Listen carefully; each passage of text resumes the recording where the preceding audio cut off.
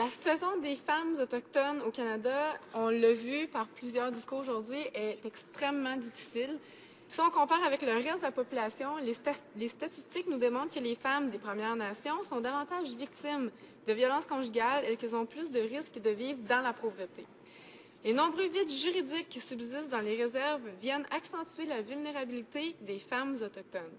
En droit de la famille, dans les régions non autochtones, lorsqu'un couple marié divorce, le partage des biens familiaux, fonciers et personnels est déterminé par les lois provinciales, ce qui n'est pas du tout le cas sur les réserves, puisque c'est la compétence fédérale qui prévaut.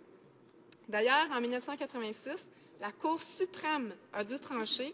Les tribunaux ne peuvent pas appliquer le droit provincial dans les réserves. Cette décision de la plus haute cour du pays a confirmé le vide juridique et depuis, de nombreux rapports ont souligné la nécessité de trouver une solution dans l'intérêt des peuples des Premières Nations. Il est vraiment urgent de trouver une solution à ce vide juridique. Actuellement, les femmes autochtones qui vivent une séparation ou un divorce perdent tout. Elles doivent quitter le foyer, elles sont souvent privées de leurs enfants et leur nom n'apparaît même pas sur le titre. Si leur nom n'apparaît pas sur le titre de propriété, les juges ne peuvent pas ordonner qu'elles puissent garder la maison ou conserver une partie des biens matrimoniaux. Lorsqu'elles sont victimes de violences familiales, la Cour ne peut pas émettre une ordonnance de possession exclusive du foyer familial, ni une ordonnance de ne pas faire, ce qui veut dire un ordre, en fait, qui interdit à l'époux agresseur de s'approcher ou de communiquer avec sa conjointe. Plusieurs mécanismes de protection sont mis en place au cours des années pour protéger les femmes contre la violence de leurs conjoints et ne peuvent pas être appliqués sur les réserves. Rappelons que selon Statistique Canada, les femmes autochtones subissent de la violence 3 fois plus souvent que les femmes non autochtones. Et donc, il y a vraiment nécessité d'agir. Tout le monde en convient. En 2003, un comité sénatorial soulignait la nécessité de reconnaître les mesures déjà prises par les Premières Nations pour régler cette question. En 2005, un rapport du comité permanent des affaires autochtones faisait valoir l'importance de reconnaître la compétence inhérente des Premières Nations en ce qui concerne les biens immobiliers matrimoniaux et d'autoriser les Autochtones à adopter leur propre régime, ce qui n'est pas du tout reconnu ici dans S2.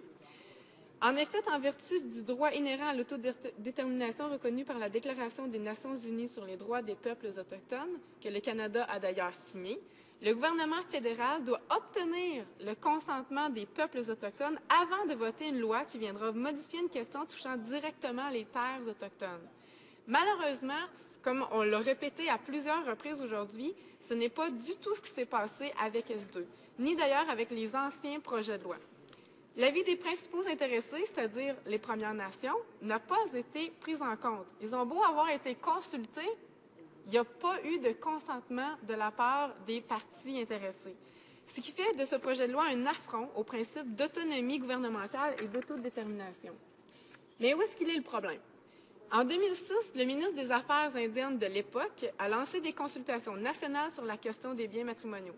L'objectif était de poser une solution au vide juridique et de s'assurer que les droits des femmes des Premières Nations soient pris en considération, que la Charte canadienne des droits et libertés soit respectée également, mais aussi qu'il y ait un équilibre acceptable entre les droits individuels et collectifs des Premières Nations.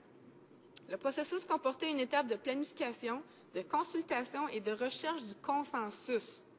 Or, les parties consultées ne sont pas arrivées à un consensus et, en allant de l'avant avec S2, le Sénat ne respecte pas les Autochtones, ni d'ailleurs le gouvernement conservateur. Ils imposent leur façon de voir et de faire. Les consultations avaient aussi mis en lumière des problèmes de fond, dont le manque d'accès aux tribunaux pour les peuples vivant loin des grands centres, la grave pénurie de logements dans les réserves et le manque de ressources financières pour arriver à des solutions justes en cas de divorce. Le projet de loi du Sénat ne comporte aucune solution à tous ces problèmes sociaux de fond. Pourtant, le Comité permanent aux affaires autochtones avait clairement recommandé que de l'aide financière soit accordée aux Premières Nations pour qu'elles élaborent leur propre code en matière de biens matrimoniaux immobiliers et que toute nouvelle législation ne devrait pas s'appliquer aux Premières Nations ayant élaboré leur propre code. Il est peut-être utile de rappeler à ce gouvernement les conditions de vie déplorables dans les réserves. Une étude du ministère des Affaires autochtones classe les réserves au 63e rang des nations du monde pour la qualité de vie, c'est-à-dire parmi le tiers-monde lorsqu'on utilise l'indicateur du développement humain créé par les Nations unies. Selon Santé Canada, 12% des collectivités des Premières Nations doivent faire bouillir leur eau avant de la boire et environ le quart des systèmes d'aqueduc dans les réserves représente un risque élevé pour la santé humaine. La densité du logement est 2 fois plus élevée que dans la population en général. Près d'un adulte sur 4 vit dans une maison surpeuplée. Quelques 423 000 personnes vivent dans des logements surpeuplés, non conformes aux normes et se détériorant rapidement. Depuis qu'il est au pouvoir, ce gouvernement n'a rien fait pour s'attaquer au manque de logements sociaux. Les Nations unies ont demandé à plusieurs reprises que le Canada agisse, mais ce gouvernement a préféré discréditer l'ONU et ses représentants. Il ne sert à rien d'adopter un projet de loi qui ne pourra pas être appliqué. Même s'il y a division des biens matrimoniaux, où est-ce qu'ils vont loger les conjoints ou les conjointes qui vont quitter le foyer familial s'il y a une pénurie de logement? Voici un témoignage qui fait comprendre toute l'ampleur de la détresse des femmes autochtones. Je cite, « Une femme autochtone s'est suicidée plus tôt cette année après que les autorités lui eurent retiré ses enfants.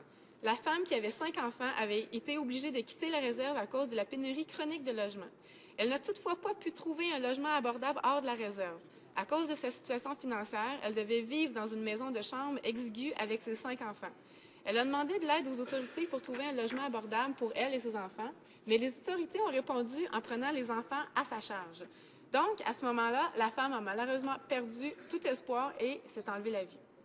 Selon l'Association des femmes autochtones du Canada, le projet de loi rendra encore plus à risque les femmes victimes de violences conjugales parce qu'elles seront forcées d'attendre longtemps avant que la justice ne suive son cours, sans qu'elles puissent avoir accès à des services sociaux, des services ou des refuges adéquats. » Fin de la citation.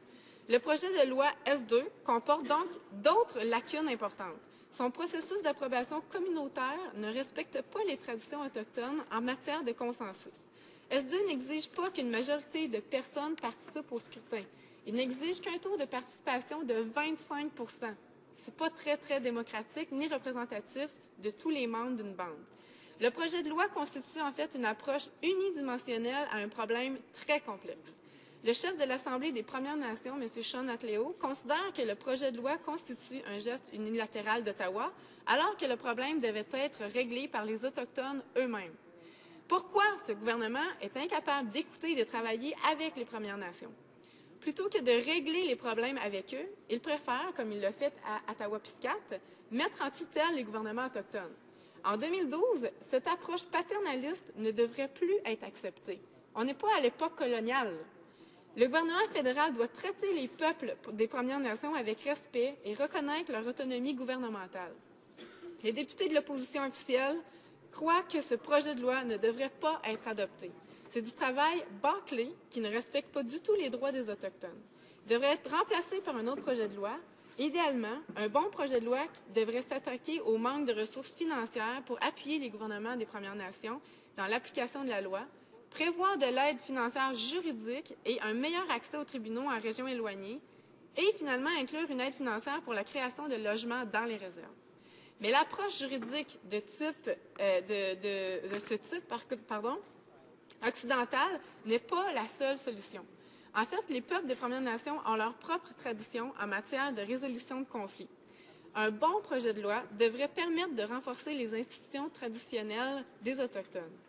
Pour trouver des solutions durables aux problèmes sociaux dans les réserves, les gouvernements autochtones attendent du gouvernement fédéral qui reconnaisse leur droit à l'autodétermination. J'aimerais citer ici Hélène Gabriel, l'ancienne présidente de l'Association des femmes autochtones du Québec. Il est inacceptable que le gouvernement du Canada soit si impatient d'adopter une loi qui aura de graves répercussions sur les droits collectifs des populations autochtones sans consultation adéquate qui nécessite le consentement libre, préalable et éclairé des peuples autochtones. Puisque ces mesures législatives ne s'accompagneront pas d'engagement à fournir des ressources humaines et financières adéquates nécessaires pour appliquer la loi, ces projets créeront encore plus de difficultés financières pour les communautés des Premières Nations. Donc, un certain nombre de Premières Nations ont adopté une approche proactive et ont travaillé avec leur communauté à développer des règles et des politiques reliées aux biens matrimoniaux. S2 entre en contradiction avec les valeurs des Premières Nations et ne sert qu'à causer davantage de tort aux familles des Premières Nations.